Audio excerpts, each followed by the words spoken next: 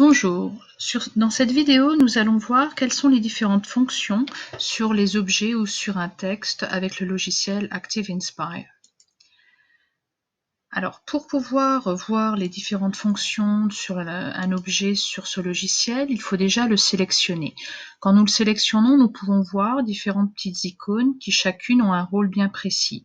Alors, la croix que vous voyez ici, permet de déplacer cet élément sur notre tableau, sur notre écran. Ceci permet de faire pivoter selon les besoins, soit le texte, soit une image. Vous avez également, juste après, le troisième élément permet de se retrouver, d'accéder au menu. Alors si je ferme mon navigateur de page et que je sélectionne donc cette image, en cliquant dessus, je peux accéder au navigateur de propriétés et ainsi me rendre sur l'élément qui m'intéresse. Ensuite, le quatrième petite icône permet de travailler sur la transparence. Alors par exemple, si je prends cette image, je peux la rendre plus ou moins transparente et même la faire complètement disparaître si je le souhaite dans mon exercice. Cela peut vous être utile lorsqu'on fait un exercice, une correction, faire disparaître certains mots dans un texte et ensuite les faire réapparaître grâce au curseur. Également dans un exercice de géographie par exemple, on peut imaginer envoyer l'élève faire le contour de la carte qui se trouve sur l'écran, on fait disparaître et ensuite les élèves peuvent venir replacer les différentes villes par exemple, c'est un exercice possible. Ensuite, on a un quatrième icône ici qui n'est pas visible parce que on a un seul élément qui est sélectionné. Alors je vais vous le montrer ici. Donc j'ai ici trois mots différents, indépendants les uns des autres. Si je les sélectionne tous les trois, si je souhaite les réunir en un seul élément, donc je les prends les trois ensemble et je peux, si je sélectionne ceci, regrouper ces éléments. Et donc à partir de ce moment-là, je peux les déplacer ensemble si je le souhaite. Si je veux les séparer, de même, vous cliquez dessus et vous vous retrouvez à nouveau avec des éléments que vous pouvez séparer. Ensuite, si je sélectionne par exemple ici le titre, vous pouvez voir qu'on a un élément qui s'appelle avancer et ensuite renvoyer.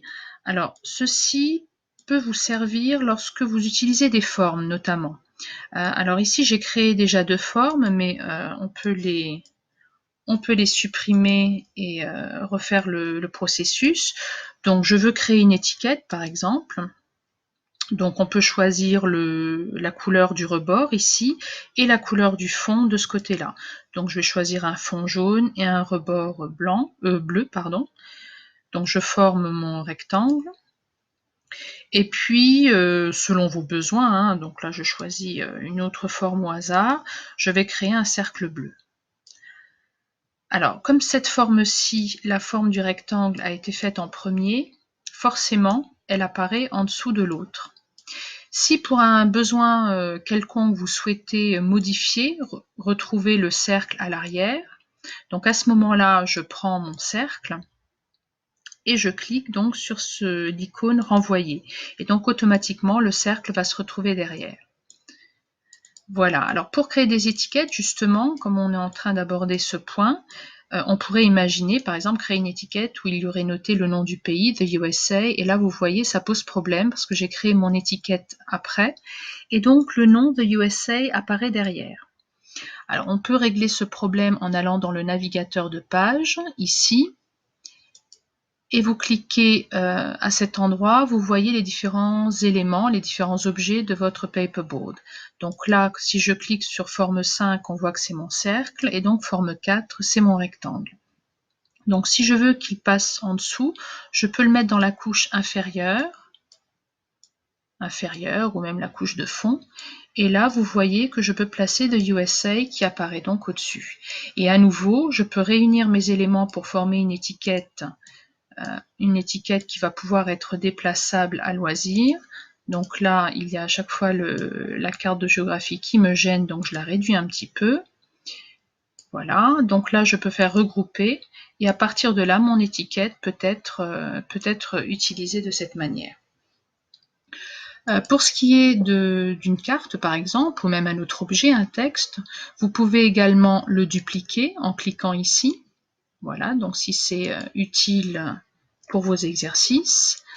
On peut également l'agrandir en cliquant sur cette étoile ici, ou on peut également diminuer la taille, réduire la taille soit de l'image, soit du texte. C'est valable sur du texte également, comme vous pouvez le voir ici. On peut agrandir, on peut diminuer selon les besoins.